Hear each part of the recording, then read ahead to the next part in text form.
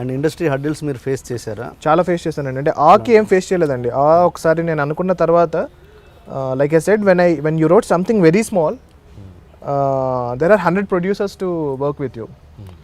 ఇప్పుడు మీ దగ్గర ఒక 10 కోట్లు వాల్యూ చేసే కథ ఉంటే కనుక మీతో ఒక సినిమా చేయడానికి ఒకటి కూడా ఉండడు. అదే 5 కోట్లు అంటే కనుక ఏదో ఒకళ్ళిద్దరు ఆలోచిస్తారు చేయడానికి. ₹1,00,00,000 సినిమా చేసేస్తానే ఉండేటప్పటికి 10 మంది రెడీగా ఉంటారు. సో నేను 50 లక్షల సినిమా చేస్తాననేటప్పటికి everyone will want to produce your film అనమాట. సో ఆ స్టార్ట్ అయినప్పటి నుంచి నేను ఏ హర్డిల్స్ ఫేస్ చేయలేదండి, because the intention was genuine. Okay, before that ఆయన ఉద్దేశం, బిఫోర్ దట్ అయితే చాలా ఫేస్ చేశానండి.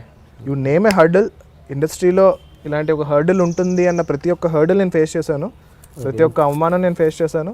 మన ఇంటర్వ్యూలో చెప్పండి ఏదైనా. అదేనండి, కథ చెప్తున్నప్పుడు నిద్రపోయిన ప్రొడ్యూసర్లు ఉన్నారు.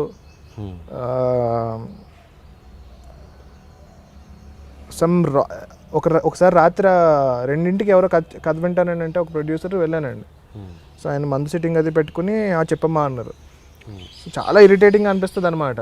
అంటే మనం చదువుకున్న చదువుకి మనం ఉన్న వచ్చిన బ్యాక్గ్రౌండ్ నుంచి, బట్ స్టిల్ ఏంటంటే సినిమా అనేది ఇంకా తప్పదు అన్న చెప్పి అప్పటికి చెప్పాను.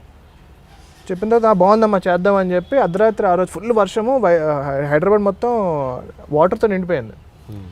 సో ఎక్కడో కార్నర్ ఎక్కడో లోపల ఎక్కడో తీసుకెళ్లారనమాట వాళ్ళ ఇంటికి. సో ఆ మార్నింగ్ 2 o'clock వదిలేశారు, వెళ్ళిపోమ్మా ఇంటికి అన్నారు. ఆయన కార్లో తీసుకెళ్లారు, వెళ్ళిపోమ్మా ఇంటికి అన్నారు. ఇంపాసిబుల్ అనమాట, ఎక్కడికి వెళ్ళలేని సిచ్యువేషన్ అనమాట.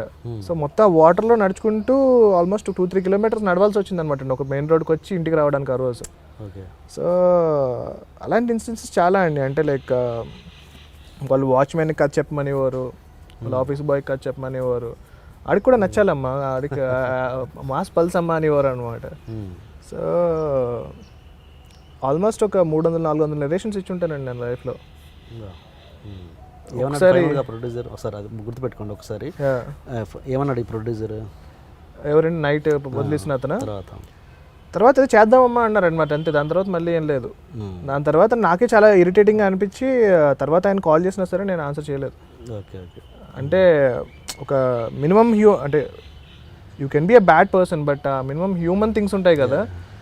మినిమం అలాంటి పర్సన్తో సినిమా అనేది ఒక ట్రావెల్ అండి, ఒక పెళ్లి చేసుకున్నట్టే. ఆల్మోస్ట్ ఒక 1 year 2 years మనం వాళ్ళతో ట్రావెల్ చేయాల్సి వస్తుంది. So I thought it is very wrong అనమాట. సో అలా కాకుండా చాలామంది లాట్స్ ఆఫ్ చెక్స్ అన్నీ బౌన్స్ అయిపోయిన రోజులు ఉన్నాయి. సో చాలా చెక్లు బౌన్స్ అయినాయండి. నా దగ్గర ఇంకా ఉన్నాయి అన్నమాట, ఇన్ని చెక్లు ఉన్నాయి. సో ఇస్తారు, సినిమా రెడీ అంటారు. సో మార్నింగ్ స్టార్ట్ అవుతుంది, ఈవినింగ్ అయిపోతుంది సినిమా.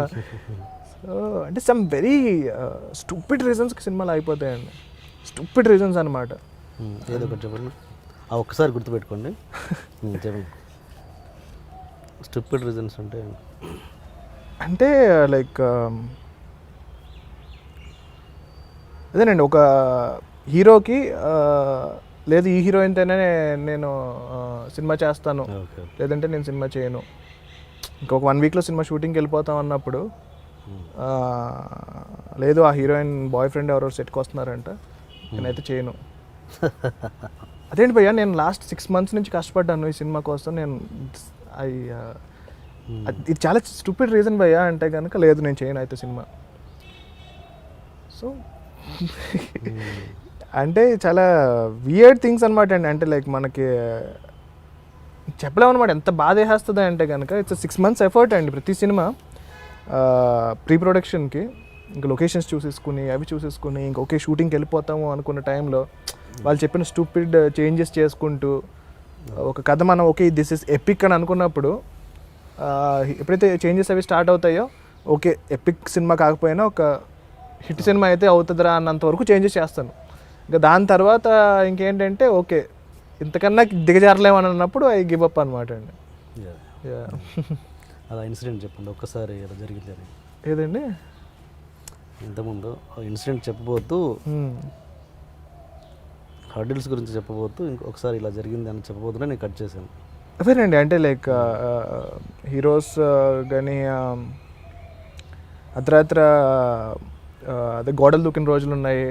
ఓకే ప్రొడ్యూసర్ ఆఫీస్కి వెళ్ళి సడన్గా అంటే లైక్ అలాంటి చాలా ఉన్నాయన్నమాట అండి, చాలా ఇన్సిడెన్సెస్.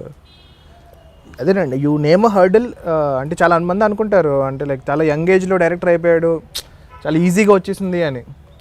సో ప్రతి ఒక్కరికి ఏంటంటే ఈజీగా వచ్చింది ఏదో ఎక్కువ సంవత్సరాలు ఉండదు. That's what I believe. So అంటే like whatever success that I got ఆ ఫిల్మ్తో, I think I deserve it అండి, with whatever I faced. అంటే లైక్ చాలామంది అనుకుంటారు చాలా ఈజీ, చాలా తక్కువ ఏజ్లో డైరెక్టర్ అయిపోయాడు అని.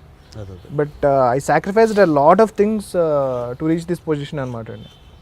సో 24/7 సినిమా తప్పితే వేరే పని ఏం చేసేవాడిని కాదు. క్రికెట్ చూడడం మాకు కూడా మానేసాను. ఒక క్రికెట్ మ్యాచ్ చూసే టైంలో 5 సినిమాలు చూడొచ్చు కదా అని చెప్పి.